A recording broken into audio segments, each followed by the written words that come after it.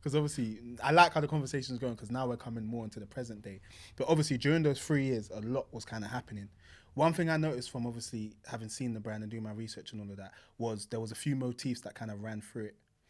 The butterfly, I kind of want to know what that represented. You had like, I feel like, I don't know if you had the A sort of anarchy logo yet by that point. Yeah. And also the other question that I think I asked you off camera as well is like, when you first started, what I really found interesting about the branding is that obviously the brand was going to be Arif Ferdous, but you went with like a signature logo rather than like a logo, if you want to call it that. And I feel like that's quite a brave move because particularly within streetwear, like if you use Cortez, for example, they've got obviously Alcatraz and whatnot. A lot of brands go with like logos of things. And I find it interesting that you even felt like your logo could be your signature. What kind of inspired you to have that, if you get what I mean? Or do that? I think I was just looking at logos and like I was testing stuff, and then I came to that like the anarchy A with the riff at the end of it. Cold. So I came to that after, but I think initially I don't know, maybe subconsciously I already viewed it as art. So I just, you know how art and paintings, they just do a little signature on the bottom or at the back. Yeah. Maybe that's why I couldn't really tell you, man. There's no like real solid reason why I just wanted my name on the brand. I just did my signature. I was like, yo, this looks kind of cool, and I just slapped it on. It's so interesting that for you there wasn't like another level of thought behind it, because for me, I feel like the fact you did that kind of separated your brand from other brands in a sense that I feel like it allows you to kind of appeal to more of like the luxury streetwear space by having a logo like that rather than just the image type logo, if you get what I mean. Yeah, so I find it interesting that now obviously we spoke off camera and you've got this new logo which is the signature again. So now are you more aware of that, and are you doing that on purpose to make your brand more luxury streetwear, if you know what I mean? So when I first started, I did not even I would not even imagine the type of stuff that I'm making right now or like how it's going. Back then it was literally streetwear. Like I just wanted to do streetwear, Supreme, Stussy. I just wanted to do shit like that. And I feel like as we just matured and as we just grown and as my design language has matured as well, I just want to make also like I want to make more like luxurious things, and also I want things to be more sustainable. Like with t-shirts and hoodies and blanks, it's like there's so many blanks, and like don't get me wrong, there's so much luxury clothes already as well. Like we already have everything we need in it. But with t-shirts and hoodies, I just felt like it just did not feel special. It just felt like I'm doing the same thing as everyone else. I'm just putting a graphic on a tee.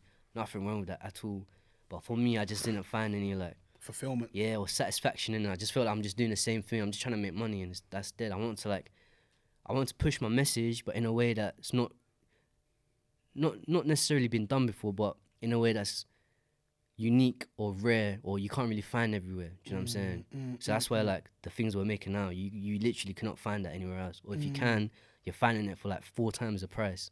Do you know what I'm saying? I remember you said that on one of your TikToks. Yeah, bro. People.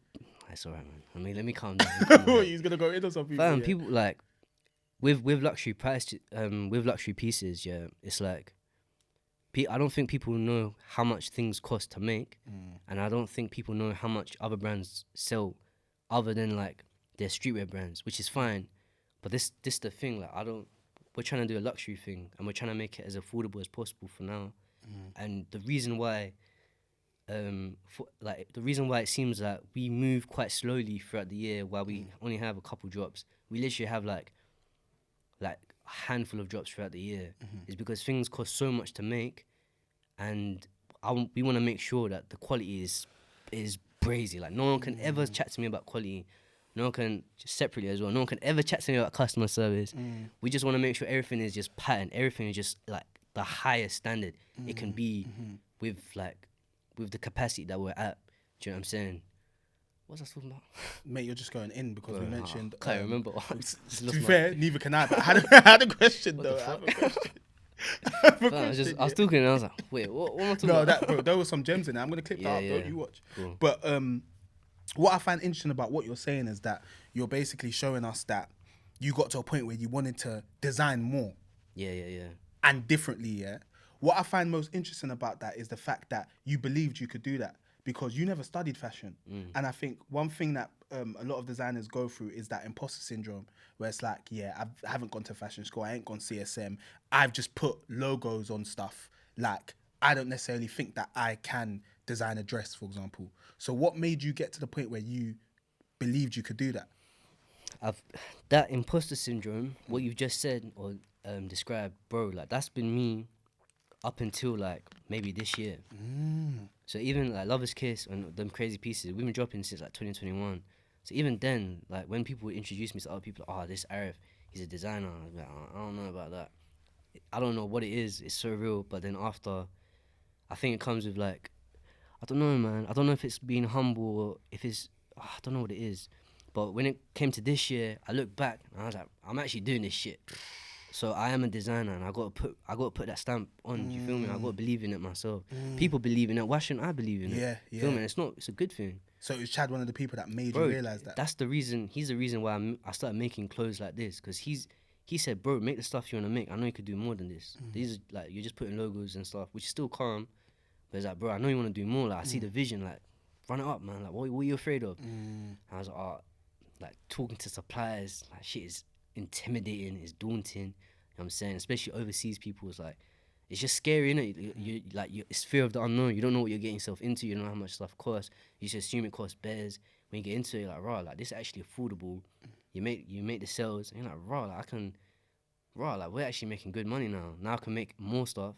You sell that. You're like, raw, like I can make more stuff, and it's just a cycle. Literally just growing your business. Yep. And what would you say is the piece that came after that transition? So after Chad said to you, Arif, I know you can do more, start designing what you want. Yeah. What did you design? So the first thing I made was this beige knitwear. Bro, I posted it on my thing. I posted my mock-up. Bro, my sketch. You see that sketch? Disgusting. It's horrible. But the knitwear, the sweat was wavy then. It was reversible, bro, the way the suppliers patterned that, I didn't even understand. I don't know how they done it. They saw it. They must have saw it. What the fuck? And then they patterned it though. Yeah, they made it happen. Yeah, but that was the first thing we made. Like first thing I made, like when I started really thinking about, cool, let me actually design stuff I want to make. So I made that, and then after that, it sold quite well. Like we sold out quite promptly. And then after, I was like, wait, sorry to cut you there, Arif. Yeah. Don't you find that quite interesting?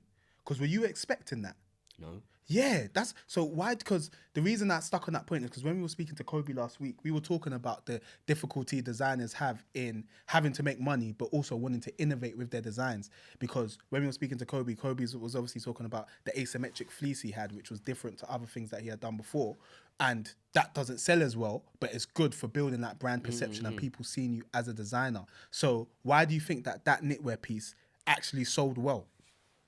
I think it was like a piggyback off of what we sold previously to that. So before that, we were selling beanies and scarves, and a lot of people had them on.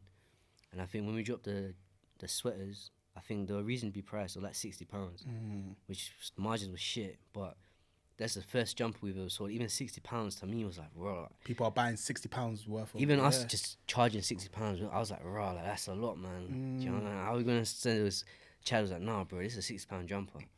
Let's sell it for £60, and it done well. And I think, yeah, like I said, I think it just come from that momentum. So I think if you drop something whilst you have momentum, it's way more likely to do better, rather than if you just kind of drop something that's a bit risky.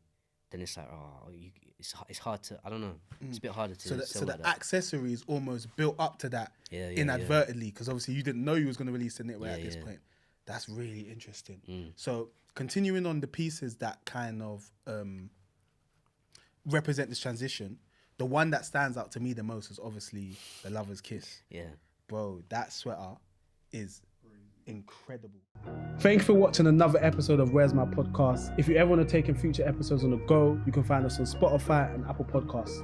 Whilst you're there, please leave us a 5-star review. It would really help. And also, don't forget to follow us on our Instagram, WMTV_LDN, to keep up to date with the latest goings on in UK fashion. Keep it locked.